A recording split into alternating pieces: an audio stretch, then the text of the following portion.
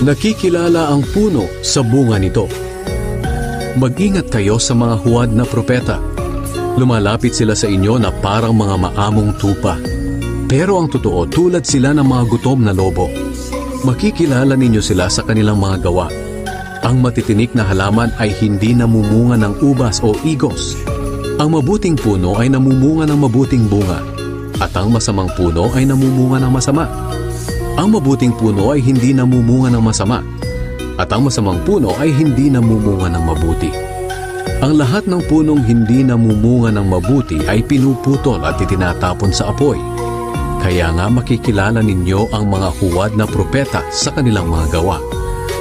Hindi kikilalanin ng Diyos ang mga gumagawa ng masama.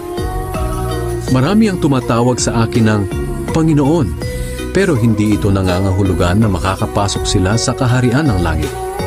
Ang mga tao lang na sumusunod sa kalooban ng aking Amang nasa langit ang mapapabilang sa kanyang kaharian. Marami ang magsasabi sa akin sa araw ng paghuhukom, Panginoon, hindi ba't sa ngalan niyo ay nagpahayag kami ng inyong salita? Nagpalayas ng masasamang espiritu at gumawa ng maraming himala? Ngunit sasabihin ko sa kanila, hindi ko kayo kilala.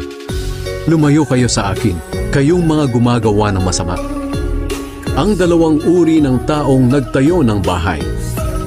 Kaya ang sinumang nakikinig at sumusunod sa aking mga sinasabi ay katulad ng isang matalinong lalaki na nagtayo ng kanyang bahay sa pundasyong bato.